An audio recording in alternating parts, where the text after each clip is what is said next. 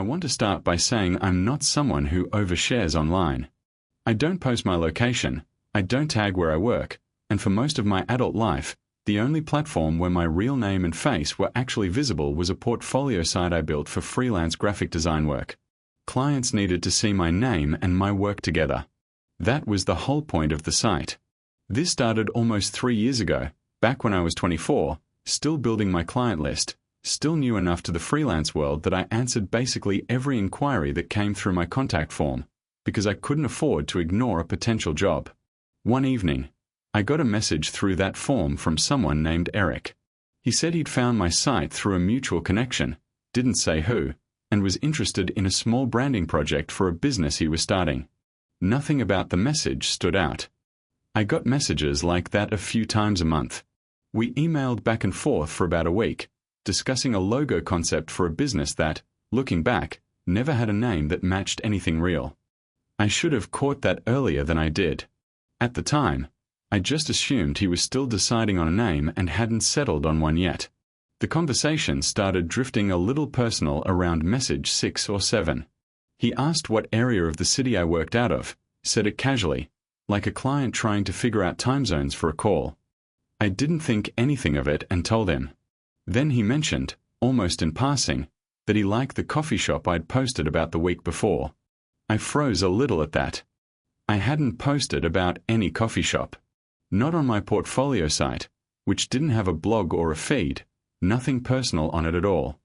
I did have a private Instagram, locked down, maybe 60 followers, all people I actually knew. I had posted a photo there of a latte from a shop near my apartment, 2 days earlier. I asked him, trying to keep it light, how he'd seen that. He said he must have just assumed, since it was a popular spot in that part of the city. That answer worked, barely. Plenty of people guess correctly about popular coffee shops. I let it go, finished the project, got paid, and never heard from him again. Or so I thought. About 4 months later, I got a follow request on that same private Instagram from an account I didn't recognize. New profile, a handful of followers, none of them people I knew. I don't usually accept requests from accounts I don't recognize, but the profile photo looked like it could have been a friend of a friend, the kind of face you half recognize from someone else's wedding photos. I accepted it. Within a day, I got a message. Just a simple hello, nothing alarming. Then a second message, a few hours later, that made my stomach turn before I even understood why. It said, "Hope the branding project worked out. Business is doing well now." I never told this account about any branding project. I never told anyone outside of Eric and myself. I sat there staring at the message for a long time before I responded. My first instinct was that maybe Eric had just made a new personal account and was reaching out normally, awkwardly, the way some clients do when they want to stay in touch after a project ends. I asked, straight out, if this was Eric. The reply took almost an hour to come. When it did, it just said, "Not exactly, but close enough." I didn't like that answer. I blocked the account immediately, then went back through my old emails with Eric to see if there was a name, a business name, anything I could search to figure out who I'd actually been talking to. The email address he'd used didn't exist anymore. It bounced back the second I tried replying to the original thread, just to check. I told my roommate at the time, a friend named Dana, mostly because I needed to say it out loud to someone. She asked the obvious question, had I posted the coffee shop thing anywhere public? I said no, only to the private account. She asked if maybe someone I knew had shared it somewhere else, a screenshot, a repost, something like that. I hadn't thought of that, and for a while, it was the explanation I held on to. Somebody I knew must have shown someone else. It wasn't impossible. It just felt unlikely, because none of my 60 followers were the type to screenshot a coffee photo and send it to a stranger. Time did what it usually does. Life got busier. I picked up more clients, moved apartments about 8 months later for an unrelated reason, a better rent price closer to a client I worked with regularly. I didn't think about Eric, or the second account, for almost a year. Then, around 18 months after the original project, I got a connection request on a freelance job matching platform I used for finding new clients, the kind that requires a real name and often a work history to sign up. The name on the request wasn't Eric. It was someone named Marcus, no mutual connections, decent-looking profile. Claimed to run a small consulting business. I almost accepted it without thinking. Something made me pause first, a habit I'd built since the Instagram thing, so I clicked into the profile more carefully before responding. The profile picture looked familiar in a way I couldn't place immediately. Not Eric's face from our original email exchange, since he'd never sent me a photo. Just a feeling that I'd seen this exact photo somewhere before. I didn't accept the request. Instead, I sent a message without connecting first, since the platform allowed a short note before you approve someone. I asked directly if we'd spoken before under a different name. It took 2 days to get a reply. The message said, "You moved apartments recently. Nice new neighborhood." I had told exactly 4 people about my new apartment. My parents, Dana, and 2 clients who needed my updated invoicing address for tax purposes. None of them were connected to this account in any way I could find. I reported the account on the platform immediately and blocked it, then spent that entire night going through every privacy setting I had. I made my portfolio site's contact form require an email verification before anyone could message me. I locked down every social account I still had, even ones I barely used anymore. I changed my invoicing software's client-facing details so my address wasn't visible anywhere except in direct, encrypted messages to actual paying clients. I also did something I probably should have done after the first Instagram account. I searched myself. My name, my old business name, every combination I could think of, trying to find wherever this information could possibly be leaking from. I found almost nothing. A few old freelance directory listings with my name and general city. Nothing specific enough to explain apartment numbers or coffee shop visits. Nothing that would explain how a stranger could track small, current details about my life in something close to real time. For a while after that, nothing happened. Almost a full year passed. I started to genuinely believe it was over, that whoever this was had either lost interest or moved on to bothering someone else. I know now that thinking that was probably naive, but at the time, it felt like relief I'd earned. Then, about 2.5 years after the original email exchange with Eric, I got a message on a completely different platform, one I used almost exclusively for professional networking, the kind of site where your job title and employer are listed publicly by design. The account had a name I didn't recognize at all this time, no photo, just an initial and a generic default icon. The message was short. It said, "Still doing branding work? Heard you're at a new studio now." I had, in fact, just started a part-time position at a small design studio 2 weeks earlier. It wasn't publicly announced yet. My employer hadn't posted about it on their company page. I hadn't updated my own networking profile to reflect it yet, specifically because I was still finishing up existing freelance contracts and didn't want current clients to worry I was leaving them.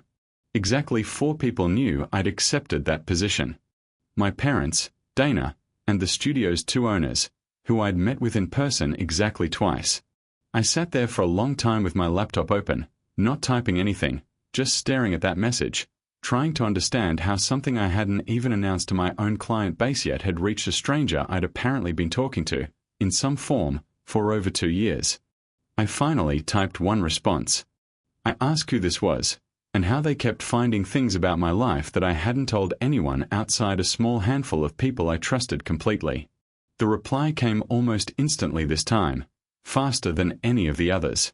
It said, "You should stop trusting all 4 of them equally." I read that line probably a dozen times before it fully landed. Stop trusting all 4 of them equally. Not one of them is lying to you.